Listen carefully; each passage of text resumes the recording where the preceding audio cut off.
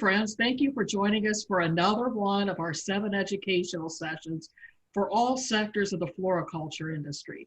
Whether you're a traditional florist, a mass marketer, or e-commerce, or whether you're part of a consumer-facing operations or the back-end supply chain, we have something today just for you. Today's educator is the product manager for FloraLife, a division of Smithers Oasis Company. He's an honors graduate of Northumbria University's Business and Economics program and a graduate of the University of Cambridge Institute for Sustainability Leadership.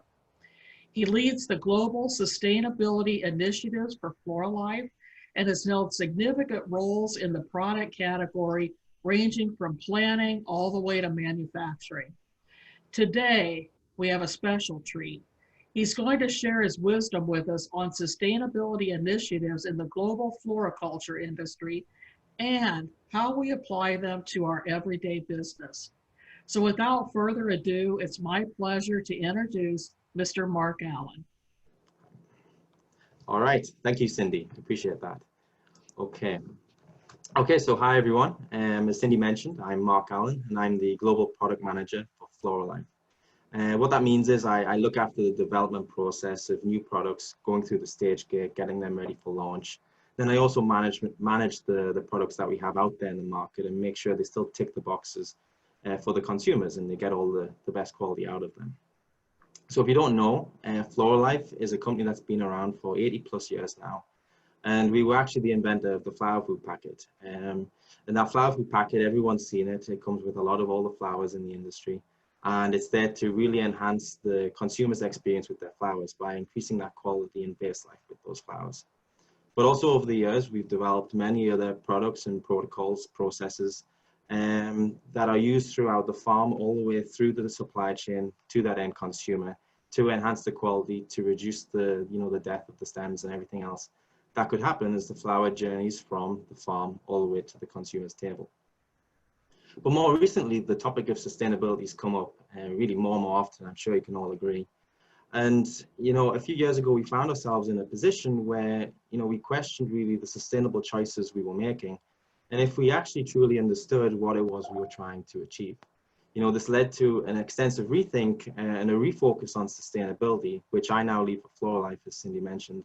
And through this presentation, I'm going to try and take you on our journey, some of our understanding, some of the education we received, to really start understanding, and start shaping how we want to approach this going forward. So from this point on, I'll briefly share a little bit more about what catalyzed or accelerated our refocus, and then go straight into really what is sustainability, the big picture, meaning what challenges of the planet are we facing and why should we act, and followed by a more focused look on the floral industry, why it can be good for your business, and then finish on how, how can you start, if you're not doing something already, how can you start focusing on these sustainable projects and really drive them in the correct way. Okay, so who am I, and how did I end up getting the pleasure of being here and talking to you all about sustainability? Those are some really interesting questions, to be honest. I never expected myself to be here doing this. But as I mentioned, I manage the development of new products, and what we found over the past few years is a drastic increase in the need to solve sustainability related challenges, whilst also continuing to provide the same quality and value of product. And this led to so many different projects over the years, like reducing the plastic that we use, or reviewing our formulas, carbon footprint assessing of products. And I mean, the list goes on. We've done a lot of things. The problem was we were going from project to project without really understanding the core reason for why we were doing what we were doing. For example, recently we had a sustainable film project in 2018. So that's all about replacing the current flower food packaging, the plastic we use, for something that's more sustainable. I use my fingers there because really the whole thing opened my eyes to the subject. So as we progressed this project, the sustainable film in 2018, we found ourselves with actually far more questions than answers the further we got into it. And kind of at that point we stopped and we decided to go back to school because we found that we could just go into so many different directions with sustainable film. You've got things like biodegradable, compostable, recyclable. What's the difference between them all? Paper, plastic, all these different questions. And the funny thing is when you talk with your suppliers, they're all selling different advantages and they're all saying every single one's green. So it's very difficult to know which one to go to. So launching something at that moment kind of felt irresponsible, and instead we decided to go back to school and really learn more about it. Because, you know, we didn't want to launch something that if someone asked us the question, we couldn't answer. You know, it felt irresponsible. But on top of that, you know, it's also quite risky for the business, because you could spend all this time and money and effort on developing something that doesn't actually tick the end boxes, or maybe legislation changes in 6 months or whatever. And then all you do is you find yourself going backwards against this development curve, and it's highly inefficient and costs a lot of money. So last year, multiple members of the Smithers Oasis organization, or the Smithers Oasis company, achieved a qualification in business sustainability management from the University of Cambridge and the Institute of Sustainability Leadership. And, you know, I'm by no means sponsored by this course in any way, but I really can say it was a great foundation for an understanding of what sustainability is truly about, and starts to make you ask all of these questions about how you can bring this sort of thought into your business. So I really do recommend this course to anyone that could be interested. Okay, so that's enough about FloraLife and all of that. And let's really get back into what is sustainability. That's what we're here for. So what is sustainability? That big question. And when putting together this presentation, I spent 60 seconds or so writing down everything that popped into my mind. And, you know, I could have, the list goes on, you know, I could probably fill another 7 screens. But I think what this really illustrates when you look at all of this is just the issues that a business faces when trying to adopt sustainable practices, because there's just so much wide varying stuff involved that it's almost impossible to catch up on, and it's ever changing. And quite honestly, you know, sustainability is really about pretty much everything, if not everything. So this in itself makes it a very daunting thing to start trying to do this, start trying to bring it in your business. But I hope as we go through this presentation, you'll see how it's more about being a journey, and you really don't need to have all the answers to begin with. I mean, all of these things you see on the screen, they definitely are relevant and important, but you have time to digest, you know, ask the right questions and come to the conclusions about if it should be incorporated, if these certain things could be incorporated into your business plan. Okay, so cutting through everything, the base definition of what is sustainability is the following. It's the ability to sustain or improve the current standard of living without jeopardizing the standard of living of future generations. And I mean, that sounds relatively simple, right? It's as long as we live and do good by our planet and our societies, then we should be okay. The problem is a lot of sustainability related problems, whether that be environmental or social, are really directly related to one word, and that word is consumption. What we consume, how we consume it, why are we consuming it, and ultimately, is it actually really necessary to consume it? And the thing is, there's just so many different factors that drive this word, this consumption. And on top of that, you know, you find so many contradicting things as well. Let me give you an example. So as markets, economies, or countries, as they develop and prosper, you know, there's more money going around, that really fuels consumption, that people just have more money to buy products and other services and do things. You know, and all of these products and services and whatever have their unique way of impacting the planet in some way, or society. So the more money flowing around in the economy can also lead to higher investment in education and healthcare, you know, and overall better quality of life. That sounds great. But keep in mind, sustainability, from a sustainability standpoint, it's not only important to look at environmental issues like climate change, pollution, and so on, but also social aspects like equality, freedom of speech, access to water, and all of those other basic needs. So this investment that I mentioned in education and healthcare can lead to a reduction in death rates. Great. And, you know, it can increase birth rates. Great again, you know, but overall that leads to an increased population. Now that's not necessarily a bad thing, but you have to think the higher the population, it's just another reason that consumption is going to continue to rise. And we're going to continue to deplete and use all of these resources the planet gives us. So you kind of see at this point that there's this exponentially increasing cycle of market development, and it ultimately fuels the consumption of everything and really puts a strain on the world's resources. It encourages widening inequality gaps and all these other things. So it really is a true problem for the planet, and every year it just gets that little bit worse as certain, as certain markets develop and prosper and all of that, just consumption continues to rise just a little bit every year. You know, so it's estimated at this moment that we actually consume our planet's oil supplies or our fossil fuels 50% more than actually what's put back every year or what's generated every year. So at some point, you know, if we continue what we're doing, we are going to run out. And the big question is, what is the planet going to do if that happens? Do we have the technology ready and in place to be able to take care of that? And there's all these big questions. And the thing is, I haven't even mentioned at this point, you know, what's the impact to the planet, to the environment, consuming these fossil fuels and other things like that at that rate. So all of these issues lead on to the question, you know, what can we do about it as an individual? What can we do about it as a business, as an industry? And, you know, really help minimize our impact to really ensure a good standard of living for ourselves, for our neighbors, and for future generations. So I should say at this point, you'll notice in the top right corner of the screen, some words or phrases. These are for you to note down and maybe Google or look up after the presentation. They add extra depth to what I'm talking about. So for instance, the great acceleration, you know, there's so many graphs and things, and it really shows just how quick over the past 50 years we've accelerated our consumption of all these different things. So yeah, so make sure to watch those as we go through the slides and take note of them, because you can get some extra information after. Okay, so I mentioned at the start this big picture, you know, what are our sustainable efforts contributing towards, you know, what are we trying to achieve and why? And I would say this is one of the things that was missing for FloraLife. We were doing all these great projects, but we didn't quite understand what it was we were overall contributing towards in doing those projects. I hope that makes sense. So to be able to illustrate this, I kind of want to go from the biggest picture possible and then start filtering that down or funneling that down to a more focused approach the further on in the presentation we get. So we start with the history of the planet, we then talk about the focus picture in the business, and then how can we implement inside the business. So hopefully that's apparent when we get through the slides. And, you know, I thought, what bigger way or what bigger picture can we look at than really just the history of the planet? So about 4.5 billion years ago, the Earth was formed and life began.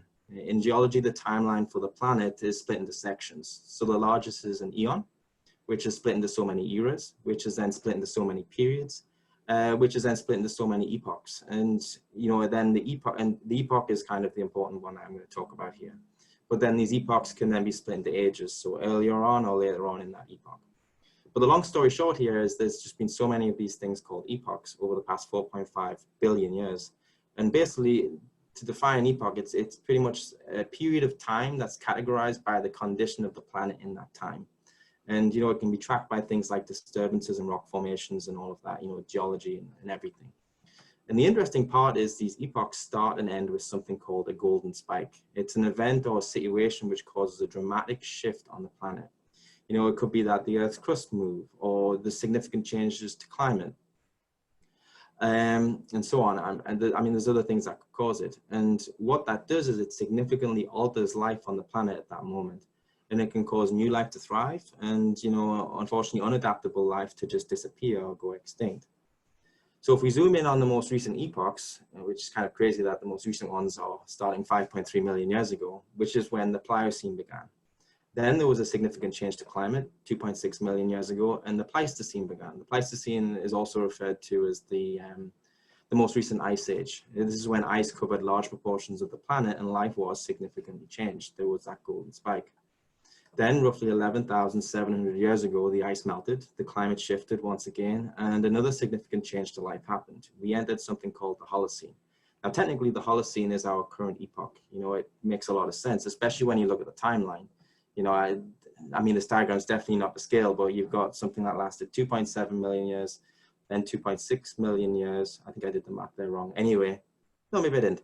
2.7 million years, 2.6 million years, and now only a fraction to the current one. But what's interesting about this whole thing is there's hot debate right now whether the planet's already shifted into a new epoch, which is being called the Anthropocene. On my screen, sorry, the camera's covering it, but I think you can see it. And it's been called the Anthropocene.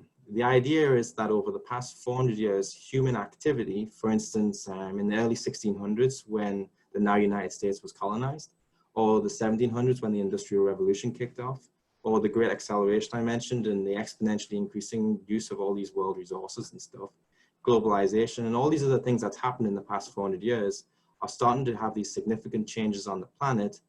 And the big question that needs to be answered, and there's a lot of hot debate, is have we actually created a golden spike in the past 400 years just from our activity alone?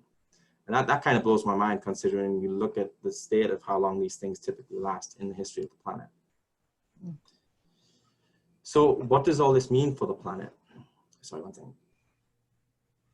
Back in 2009, some very smart people got together at the Stockholm Resilience Center in Sweden. And what they did was they defined these things called the planetary boundaries. These are 9 different things things we monitor to understand the bigger picture of where our planet sits environmentally. It's all based on being in this safe zone, that green zone you see in the middle.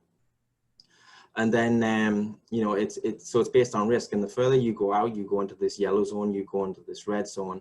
And as I mentioned, the further out you go, the higher the risk. Now, what this risk refers to is the chances that a devastating, irreversible change will occur. So the further in the red you are, the more, you know, the more risk we've got of some of these terrible things happening.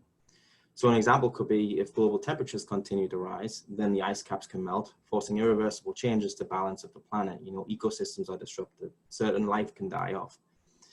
So they have these 9 boundaries. And I mean, because of time, I'm not really going to go into too much detail, but I will try and give a brief overview of each one and maybe an example. Okay, so the first we'll look at is climate change. And this is probably, and you can see this at the top, this is probably the most known of all the boundaries. And what this refers to is the gradual increasing temperature of the planet. And as the planet changes temperature, systems on the planet can be disrupted or modified. You know, this is measured by looking at concentrations of carbon dioxide in the atmosphere. You know, they're trying to keep these carbon dioxide concentrations at around 350 ppm or parts per million. And at the moment, we are actually already at 400 ppm, and it's ever increasing. So we're beyond where we want to be for this safe zone. And you know, what really drives this is the consumption of fossil fuels. It really impacts this figure because as we burn oil in the processes that we've developed over time, like a combustion engine or in a car, it releases this carbon dioxide in the atmosphere. And the problem is having all this carbon dioxide in the atmosphere is causing the sun's energy to be trapped inside of our atmosphere, causing the heating up of the planet, and that's basically climate change. So the next one we have is biosphere integrity. And sorry, I'm kind of going anti-clockwise, which feels wrong, but it's the way my notes are. You can also call biosphere integrity biodiversity or biodiversity loss. And that's basically a fancy way of saying how diverse is the life on the planet. It's all to do with the dying or extinction of living species. And, you know, it could be the extinction of plants as well as animals or humans or whatever.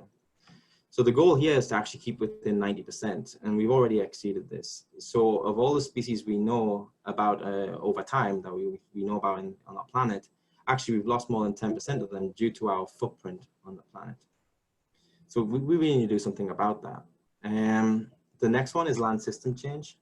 This is all about the conversion of forests and wetlands into agricultural land. You know, when we do this, when we convert and we deforest, we actually disrupt the cycling of carbon dioxide.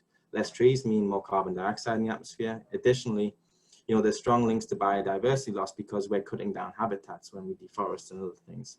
So the goal here is to maintain 75% of the world's forests, and we're actually already down to 62%. So again, another one we need to look at. Okay, the next one is fresh water usage. So the Earth is really thought of as a water planet.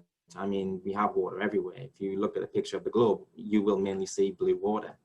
The issue is only 3% of this water is actually fresh water, and the majority of it's actually locked in the ice caps. So of that 3% that's fresh water that's usable, it's, you know, I think 60% or so is actually locked into the ice caps. And fresh water is really required for a lot of processes, man-made processes and whatever else, but most importantly, it's required for life to thrive. You know, animals, plants, ourselves, we drink this. And, you know, some areas of the world have far less access to water than others.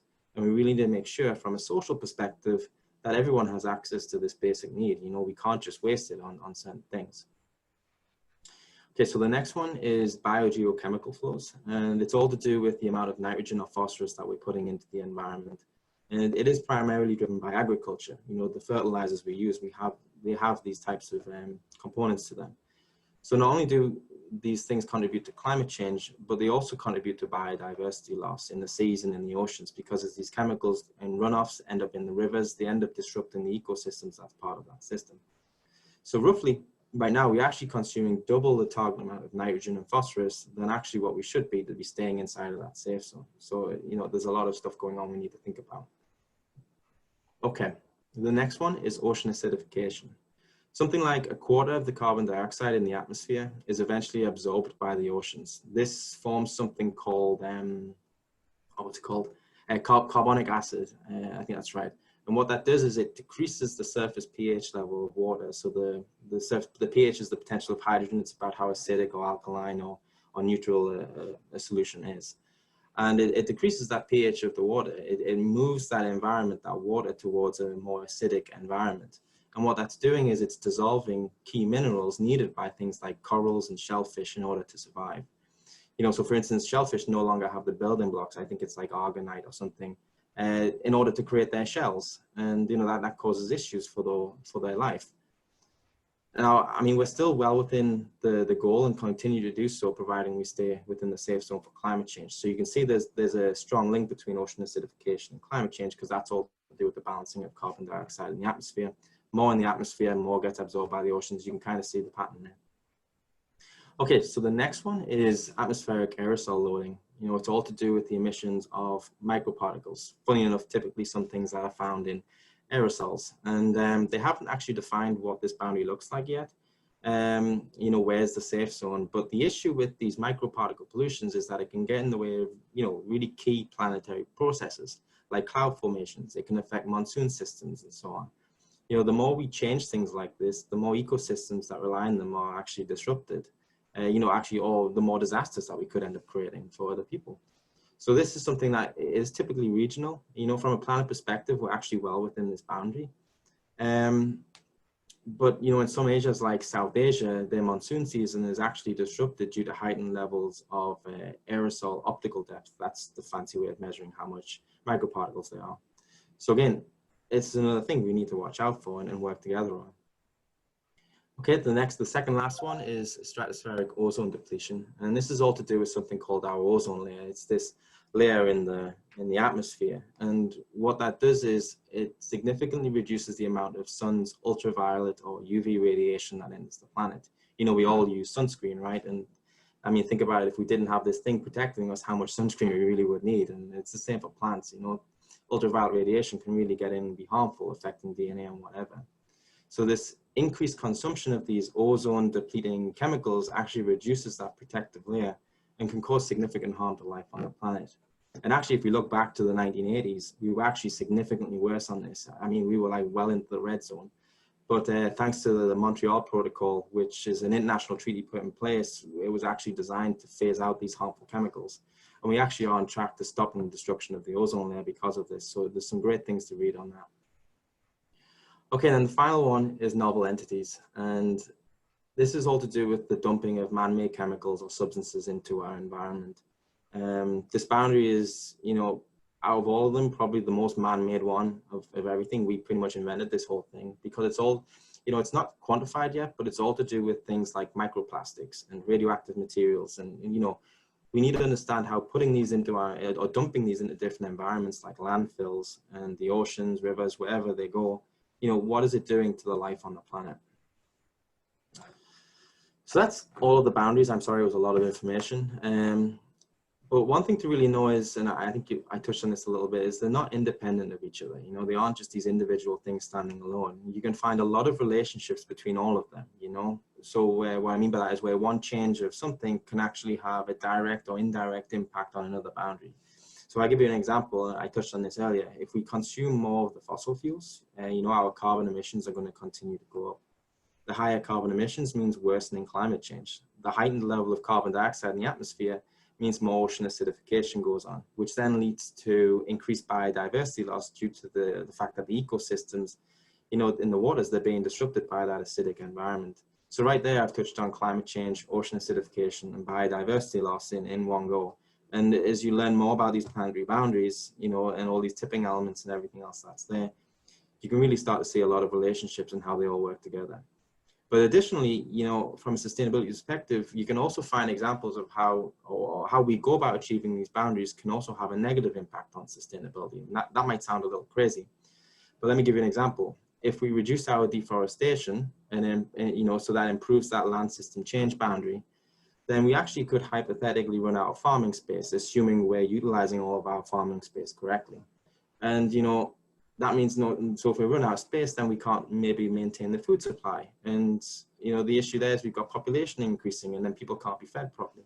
So you have to remember that sustainability is not just about the environment impact, but it's also about societal impacts too. and it's about the people's, right to an equal quality of life. So this is why the term balance is just so important, and it's what makes this actually so hard. You can't approach a sustainable choice from one angle, or you might end up missing that bigger picture, and you could end up moving the world in the wrong direction because you're missing some of the extra information you need. So balance in education on all of this is just so important to keep us all on the right track and actually overall moving in the right direction. And it's what makes this so hard for governments and key policy decision makers to do the right thing, because they're balancing something that has so many different things related to it. And then on top of that, consumers' perception, because of all this surface level education and marketing that goes on, the perception of what's sustainable and maybe what is truly sustainable could actually be very different. And I think that's a very key thing to try and understand. Okay, so we've discussed the planetary boundaries and what the issue that the planet faces with from an environmental perspective. But how do we maintain those boundaries and stay inside the safe zone? Additionally, how do we balance the achieving of those boundaries with societal improvements, better healthcare, education? So this is where the MDGs, or the Millennium Development Goals, and the SDGs, the Sustainable Development Goals, come in. So back in the early 2000s, the 8 Millennium Development Goals were launched. These goals were there to try and measure, track, achieve improvements that keep everything balanced. And, as things progressed, focus on sustainability definitely intensified. And it was obvious we needed a new approach. So in 2012, the Sustainable Development Goals were formed. And these were 17 goals, or 17 focus areas that, when launched, had about 169 different specific targets to achieve inside of each of these 17 goals to allow us to move the planet in a sustainable direction, to keep us on track for everything we need to do. And that's both environmentally and socially. So you can see we've got things here about consumption of things. We've got goals related to health and well-being and education, climate action, and hunger, and so on. So I'm not going to go into all of these goals, but I do recommend you doing a bit of research, desk research, Googling, digesting what they're all about, because they really can play a big part in adopting a sustainable business approach. So the big question, at least in my mind when I was putting this presentation together, is if we achieve these sustainable development goals, will we actually stay, will the planet actually stay within those planetary boundaries we talked about? Will we stay inside those safe zones? So again, at the Stockholm Resilience Center, some very smart people got together to try and figure out the answer to that very question. And I think it's probably the same people who developed the planetary boundaries. And what they ended up doing was developing this thing called the Earth-3 model. So first, I actually wasn't going to include this in the presentation because it can be very heavy to digest. But I think it has a very powerful message, so I'm going to do my best to keep it light. And what that message really comes down to is it's not necessarily about achieving the goals, but it's more about how do we achieve those goals. So the Earth-3 model takes into account a lot of different things like information, history, projections, from loads of different socioeconomic measurements, and really predicts where will we be by 2050 based on changing an assumption, changing a condition of how we approach these sustainable development goals and our markets and all of that. So this ended up mapping out 4 different approaches, or 4 different changes of assumptions. So the first one, moving forward the same as we always have been. So nothing really changes, we just continue with what we're doing. The next one is moving forward with a faster approach. The next one is moving forward with a harder approach, or more focused, I think you could say, approach. And then the final one is moving forward with a smarter approach. Again, this model is about the bigger picture. So it's more about government and policymaker decisions across a collective of all different industries. It's not necessarily about your individual business choices, but I think it's good to understand the baseline message here on a macro scale. So if we look at the graph, the performance of a certain approach is mapped against, on average, how many of the sustainable development goals are achieved. And then on average, how many of the planetary boundaries are in the safe zone. So obviously, if you look on this left-hand side, 9 boundaries in the safe zone is good. And then on this bottom part, 17 of the sustainable development goals achieved is good. So I'm not quite sure why it goes to 14. I guess it just makes the graph look better, but I'm sure there's a great reason. Anyway, so the first approach, this same approach, this red line you see, it's pretty obvious. It's about just continuing with what we're doing, our current trajectory, no real change. And for the science people, I guess you could consider this the control. It's what we're benchmarking these changes of assumptions against. Now, the issue with this approach is increasing consumption of resources continues, waste and pollution continue, and inequality gaps continue to widen. And what you can also see is it's not necessarily inclusive of the poorer countries. So what this means is the developed nations continue to exponentially improve and consume, while the poorer countries actually struggle to catch up and the gap widens. And what we need to do is really help accelerate or catalyze their change and really support them. So the next approach is the faster approach. And if you look on the chart, you see here, it's this orange line. It doesn't seem to be that much better, but let's look at it anyway. So the assumption put in place here on the faster approach is that on average, the GDP per capita or per person is 1% higher than the historical trend. GDP stands for gross domestic product, and it's about the value of products and services inside an economy. And then per person or capita just means per person. So it divides by the number or the population in that economy. So basically, the more consumption that happens, the more investment that happens, and overall, the quicker the countries develop. So, there's just more money going around, and, the markets are developing quicker. Oops, right on back. Yeah. So, where to get to? Okay, the problem here, though, is it encourages a widening inequality gap, because you have to remember, 1% GDP per person doesn't necessarily mean it's shared out equally. It's all this on average stuff.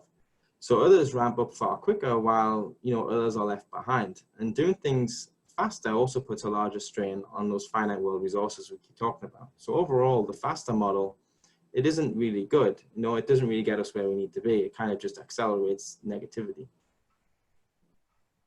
Okay, so the next approach is the harder approach, or you could think of this as a more focused approach. It's an increased focus by governments and decision makers on achieving the Sustainable Development Goals. So the assumption here is that there is a 30% more rapid achievement of the Sustainable Development Goals, the SDGs. And with this approach, things seem to be better. You can see here, it's this yellow line. And we're achieving more of the goals, but we aren't necessarily getting back into that safe zone on the planetary boundaries like we want to. And the issue here is the model predicts a lot of focus goes towards inequality in society, and it actually struggles to balance that against the increasing consumption of everything. And therefore, the planetary boundaries end up, I would maybe taking the hit. They don't actually move much. So finally, we have the smarter approach. This is the green line. It definitely looks the best out of all of them. And what I really say here is the key word is smarter. From everything we've talked about in this model, it's thinking, what does smarter really mean? So in this model, the government focuses more on transformational policies. It's a focus on renewable energy, sustainable food chains, updated development models for poorer nations. How can they grow but do it in a green way? You really have to consider that it's actually a very hard challenge to do that. We didn't do that. The US and Europe and other developed markets, they had a really dirty growth model. We consumed like crazy, and now we actually expect other countries to do it differently. So we have to support them. How can we expect them to leapfrog fossil fuels without supporting them? So we need to help them. So there'll also be a focus on active inequality reduction, and finally policies or focus on education, on healthcare and so on. Now this sounds quite straightforward, but the problem countries face is the performance of a country. The reason why countries tend to, exist and continue, I guess in a way, is to drive the value of that country's market up. The performance of a country has always predominantly been measured in its value and its GDP value. You always see how, we compare on nations by GDP, that value of goods and services that we talked about before. But the problem is, to be successful in the smarter model, we actually need to start shifting some focus away from GDP measuring and more towards sustainable measuring. How's everyone doing on the Sustainable Development Goals? And I think doing that, on a planetary scale is going to be a very big feat. So that's kind of the end of the big picture. I'm sorry, it's a lot of information there. We have our boundaries, we have our Sustainable Development Goals, and we have an overall understanding that to be able to achieve them both, we need to be smarter about what we do and why we're doing it. So now we're kind of getting onto the more focused picture, meaning sustainability, not on this sort of large macro level scale, but more micro, more specific to our industry, specific to our business. Floriculture Sustainability Initiative. There's the Rainforest Alliance, there's the adoption of the Global Gap Program, and I mean, there's so many other things. So there's definitely a lot of good stuff going on already. But one thing I did want to bring some attention to is that big word you see on the bottom, waste. One challenge of our industry is basically how it's set up. You know, we can be fairly segmented, you know. So example, we look at the improvements at the farm, we look at the improvements at the importing level, we look at the improvements at wholesale or at bouquet operation or at supermarket or at florist, but we never combine that all together as a full picture. And at the end of the day, you know, our industry is here to give those users, those receiver of flowers, the best experience possible. But in order to do that, we inevitably generate just a lot of waste inside the industry, especially considering cut flowers are perishable and they don't last forever. You know, we really have to get the best out of them. So let's say we harvest 1 billion stems, and I know there's far more than 1 billion stems that get harvested every year. But let's say we harvest 1 billion stems, and these stems take up land space. They get hydrated again, they probably get hydrated again, and maybe even again. You know, they're shipped multiple times, they're packaged multiple times. And if you think about it, if at any point in the chain that one of those stems dies, you know, which really does happen, then that's a significant loss to everything that really went into the production or sale of that stem. It's not just about that flower, it's about everything that's been involved in it. And, you know, as I mentioned earlier, the segmentation of our industry, you know, means that we tend to look at scrap or shrink individually, you know. So the farm may accept some losses, then the next stage might, the importer might, the wholesaler might, the bouquet operation might accept some losses. So even if the shrink level is kept to something small, like let's say 1%, 3%, whatever, and, you know, and further down the chain, it does get higher because that's just what happens with perishable product. Actually, what you need to think about is, of those 1 billion stems that were harvested at the start, how many actually make it to the end? And not just look at the individual part of the chain, but overall, how many have made it? And I think, you know, if we did a study like that, I think the figure would be staggering. So what this shrink throughout the chain does is it really drives this overconsumption of stems. And, you know, if as a team we can work together to solve that, then we're certainly moving in the right direction. And I mean, on top of that, there's a lot of other things that can be done to optimize water usage, optimize packaging. Is packaging required? So that, you know, there's really good quick wins to take advantage of, and it can also reduce costs to your business, which leads me on to my next slide. So why should you want to incorporate sustainability in your business? And first and foremost, you know, it's just quite simply the right thing to do. You know, we've all been given, you know, the gift of life on this planet. You know, it's not just our duty as stewards of the planet to take care of it, but it's also our responsibility to make sure everyone has the same access to that quality of life and to allow future generations to have access to that also. So that's first and foremost. But beyond that, moving toward a sustainable focus can be profitable. One of the big assumptions about being sustainable is it's going to cost a lot of money. You know, all this new green expensive technology, you know, it costs money to get solar panels in, packaging costs double, you know, if you want to go down a compostable or whatever, we all know it can be expensive. And the honest answer is, you know, if you're going to make sustainable changes, then the only way it can be classed as sustainable is if it also ticks this economical box. You know, it all has to do with the 3 pillars of sustainability I'll talk about in a couple of slides. But really, you can't be a sustainable business if you can't sustain your business. So it's more about doing it right and finding shared value in the projects that you do. So I've highlighted shared value on this slide. You can see in the top right corner. It's a theory by Michael Porter, and he's got a lot of presentations and talks all on this. And what it's to do is finding the ability to create value for the planet while also creating value for the business. You know, it's linking profitability and corporate social responsibility, and there's some really good stuff to read on that, so I recommend doing that. So the next reason why you should probably want to incorporate into your business is staff loyalty and recruitment. You know, as the world moves further into this digital age where information is so easily accessed, you find way more people, especially the younger generation, understanding all of these issues more clearly and, you know, being communicated these issues just far more regularly. So to continue to recruit the high talent that we all want, you know, we need to find a focus that helps us, you know, drive some sustainable changes, you know, get on top of these sustainable challenges, because it's going to be required when we're looking for these high talented individuals who understand all of this. And then additionally, at least I can talk for myself, you know, I want to find value in a job or, an employer or where I work far beyond, you know, just what I'm paid to do. You know, I want to know that my efforts they're contributing to something bigger. You know, they're going to move forward to a brighter future. You know, they're all contributing to something bigger than just myself. And there's some level of reward, at least for me, for working for a company like that. So that kind of links into that staff loyalty. And then the next reason is to build on your reputation and brand. This is closely linked to that shared value theory I talked about, but the idea is you're building your image, of who you are, and you're doing that by doing the right thing. And if you're doing the right thing, then the idea is you'll receive higher demand for your product or services just because of it. I mean, last year before this awful pandemic, I was walking around different floral trade shows in the US, in Germany.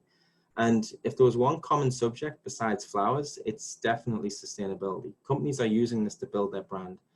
And that can all provide great benefit to your business. But the underlying thing here is, you've got to make sure you're doing it correctly and it's not just a cover. And then the final point I've got in here, but there's definitely far more points as to why you'd want to do it, is that it's easier just to start now and maintain than trying to catch up in the future. There's just so much development happening in this area. And, you can slowly see things like legislation changing and so on. So there could be a point in the near future where you need to cram a lot of change, a lot of learning, a lot of education into a very short period of time. And it's just far better to start digesting all of this now and develop your own approach. You never know what you could end up doing. The projects you could end up working on could be first mover advantages and really benefit your business. So I guess it all depends on what you choose to do. Okay, so now you're at the stage where you see the bigger picture, hopefully you're motivated and you're ready to achieve, but you need to take some first steps, and there still seems to be an awful lot of things to do. So the first thing I would recommend doing is actually look at your team. Who do you have? What backgrounds, what experience do they have? Are they inquisitive by nature? Do they need answers, and do they need to get to the bottom of things? Do you have someone who has an active or outright passion for this sort of thing? And then start to bring them all together and really explain that you've got this new focus coming toward a more sustainable path. And what's interesting here is, for me, I didn't grow up, with the need to tell my mom to recycle properly. In fact, she was the one telling me. And I didn't actively protest climate change and all these different things. In fact, 2 years ago, I was very much unaware to a lot of these issues. But really what turned me on to sustainability and made me want to drive change internally and externally, I'm talking to you guys now, is I just have this need to figure out the answers to all these questions I can't settle unless I understand it. So one of the misconceptions I'm trying to communicate here is don't feel you need to have this stereotypical eco warrior that's driving everything, that they have this huge passion and, like all the activists you see on the television and things. That's really not necessarily what this is all about. No doubt as you go down this process and you learn more and your teams get together and whatever, that, you might create some eco warriors and that's great, but first, you just need to build your understanding and give it time. Okay, so you've identified a team, and by the way, this could just be an individual person. It really just depends on the business you are. But what you find with bigger businesses is the more people involved, the easier it is to shift that culture. Shift the mindset towards a more green focus, because that really is what this is all about. You're changing everything that you do in your business, the way you innovate, the way that you recruit, and all these different things. It's underlying changing culture. So you've got more people, in a bigger business with more people involved, you've got more people talking about it, learning about it, being inspired, getting excited, and it can really catapult the rate of change and development of the business. So anyway, next I would say look externally, and I've put on here suppliers. But really, this can be anyone. It could be your customers. What are their goals? Can you align? Do you agree with your customers' goals? What about competition? Can you learn together? Collaboration is just one of the cornerstones of sustainability, and we can quite simply achieve far more together than we can apart. We all have these pools of resources that we might be able to put towards something like this. And if every company in the industry is going off in all these different directions, then, is that really the most efficient thing that we could be doing as a collective group? But actually focusing those resources and directing them in the same direction could actually make a far greater change and a far quicker change. So I can say from my experience that, and the reason I put suppliers on here is I have actually learned a lot from our suppliers. At FloraLife, we use a lot of the film for our little flower food packets. And, there's been so much development in packaging over the past few years that it really is hard to catch up. And what we found was, our suppliers have really been living and breathing this for far longer than I could have thought. And, they were very happy to share as much knowledge as they could on the area. So, and what you find is this is where your suppliers start to stand out, because some know more and some know less. And this really helped us in the beginning. It opened up enough of the, a rabbit hole and you can really jump in and start finding the answers to all these questions. And it really is like a rabbit hole. So this kind of leads to my next point, further education. There's just so much to read and broaden your understanding of sustainability. I'm not sure if I've illustrated well enough up to this point, but there really isn't a golden answer to everything.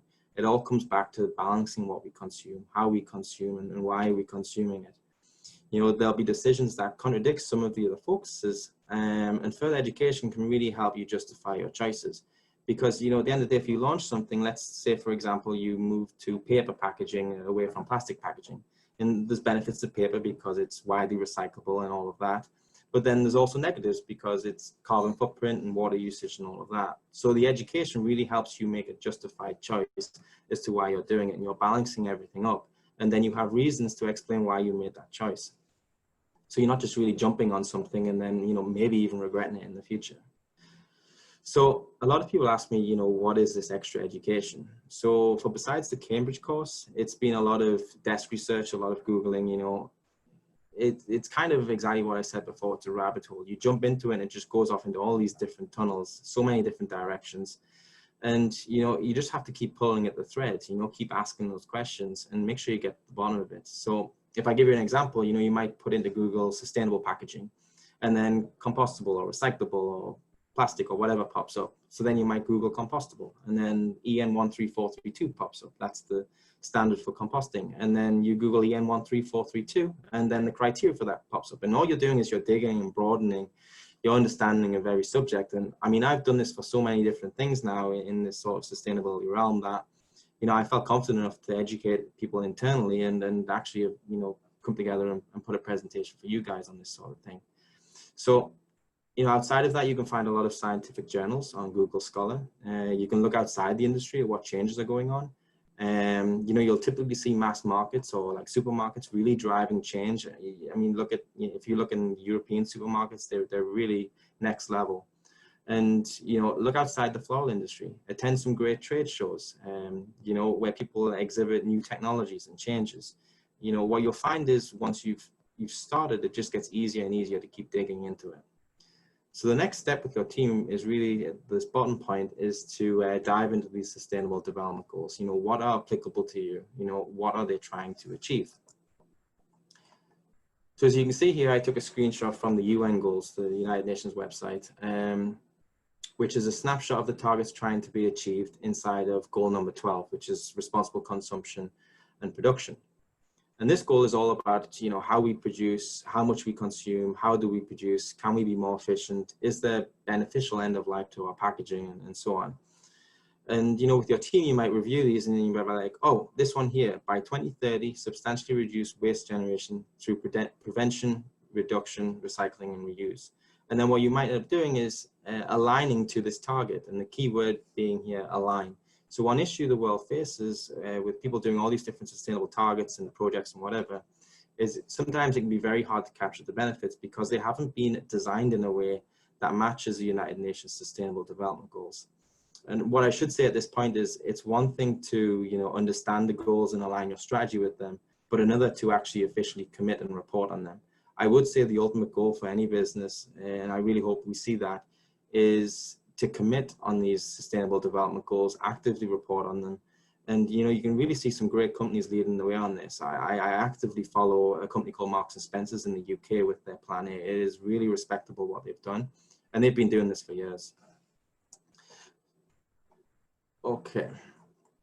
So that kind of leads me onto this next slide when I talked about Marks and Spencer's plan. What we need is a plan. You know, you need to treat this process like a journey. It's important to understand why you're doing what you're doing, but, you know, it's just as important to know where you are and where you want to get to and how are you going to get there. So first you've figured out, you know, what you want to focus on. You've done this SDG review. And then next you have to really measure where you are. You know, you can't get somewhere if you have no idea where you're starting. And from that, you know, you want to see some yearly, so maybe you want to set some yearly targets. You know, so for instance, do you want to reduce your plastic consumption by 10%? Are you going to reduce your shrink by 4%? Are you going to commit to complete carbon footprint assessments on certain products? You know, and whatever you choose to do. But what you need to do is make sure that they're smart targets, meaning that they're specific, they're measurable, they're achievable, they're realistic, and they're time-based.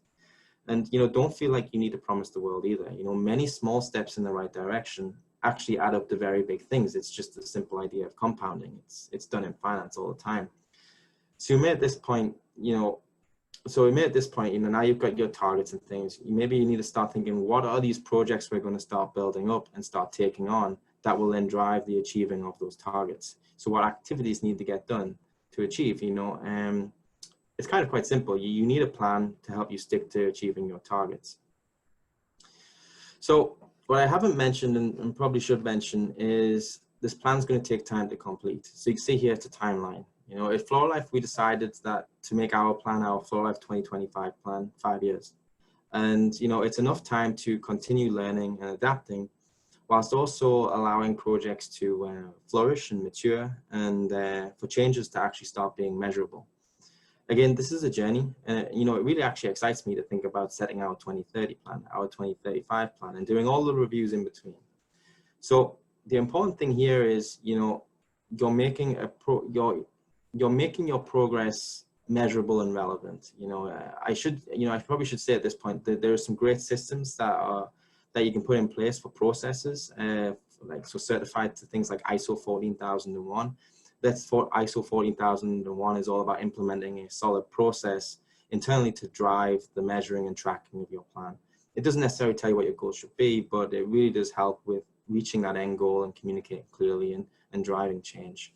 So it's definitely something to consider. Okay, so you have your plan, your targets, and you're going to tackle your projects. You've got a big list of projects that you want to do.